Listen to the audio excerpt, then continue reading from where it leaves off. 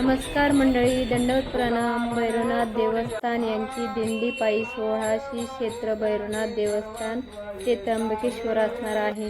ही आहे भक्तीची वाट, ही आहे श्रद्धेची पायवाट. महाराष्ट्राच्या कानाकोपऱ्यातून भाविकांनी निघालेले आहेत निवृत्ती महाराजांच्या दिंडी सोहळ्यासाठी. डोक्यावर तुळस, ओठांवर हरिनाम, मनात फक्त एकच भाव, पांडुरंग पांडुरंग. पायी चालताना थकवा नाही, कारण प्रत्येकाच्या पावलात आहे भक्ती आणि प्रत्येक श्वासात आहे देवाचे नामस्मरण. भजन, कीर्तन, गवळणी, उत्साहाने, आनंदाने आणि विठ्ठलाचे नाव घेत वारकरी चाललेले आहे. पुढे ही दिंडी केवळ यात्रा नाही आहे, तर आत्माचा प्रवास आहे. निवृत्ती महाराजांची दिंडी आणि ही आहे वारकऱ्यांची अखंड श्रद्धेची पायवाट.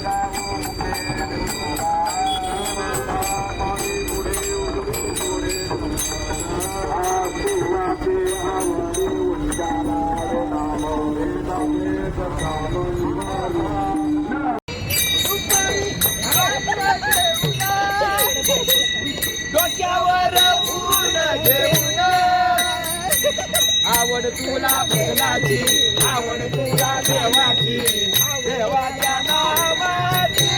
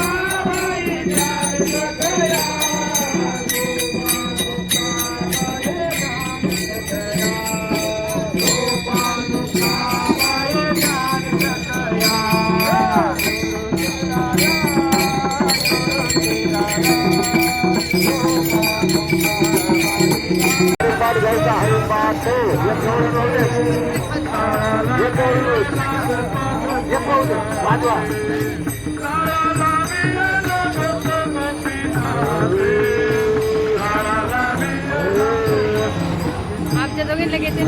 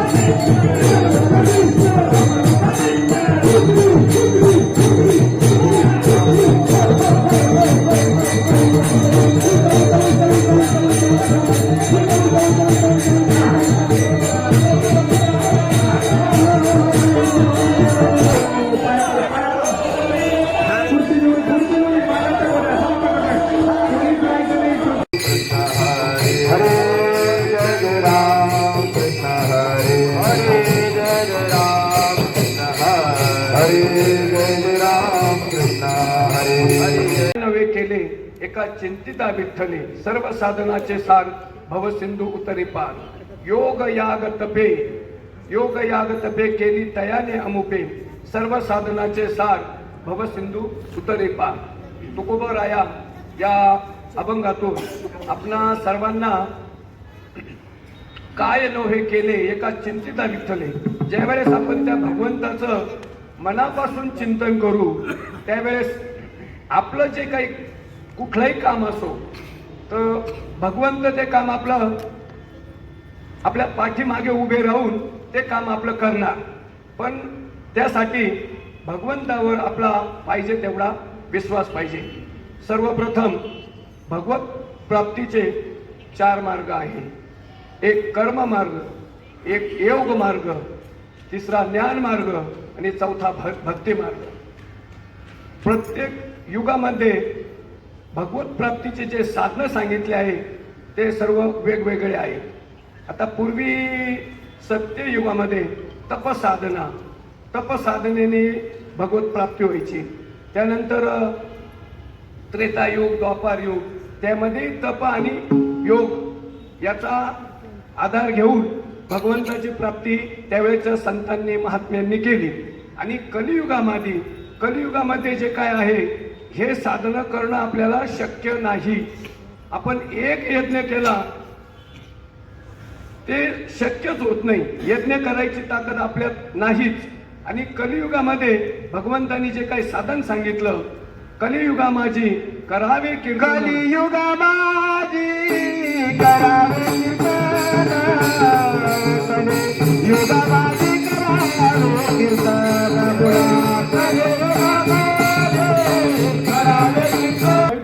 काही या बाकीचे जे काही साधनं आहे ते खूप अवघड आहे. आणि आत्ताच्या धावपळीच्या या वेळेला आपण ते साधनाचा वापर करू शकत नाही.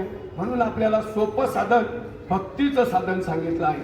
आणि भक्ती ही जी काय आहे हे आपण सर्वजण आपल्या मनापासून करू शकतो.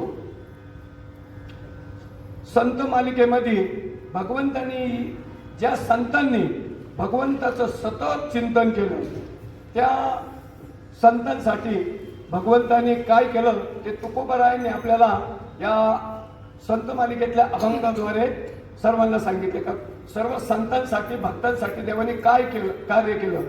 उंच नीच काही नेने भगवंत, तिष्ठे भावभक्ती देखोनिया, दासी पुत्र कन्या विदुराच्या भक्षी, दैत्या घरी रक्षी प्रल्हादासी, चर्म रंगू लागे रोहिदासा संगे, कबीराचे मागे शेले विनी, सजन कसाया विकू लागे मांस, माळ्या सावत्यास खुरपू लागे, नरहरी सोनारा घडू फुंकू लागे, चोख्या मेळ्या संगे डोरे ओढी, नामयाची जनी सवेबीची सनी, धर्मा घरी पाणी वाहे जाडी, नाम्या सवे जेवी नवे संकोचित, ज्ञानी याची भिंत अंग ओढी, अर्जुनाचे रथी होय हा सारथी, भक्ष्य पोही प्रीती सुदाम्याचे, गौरी याचे घरी अंगी गाई वळी, द्वारपाळ बळी द्वारी झाला, एकोबाचे ऋण फेडी ऋषिकेशी, अंब ऋषीचे सोसी.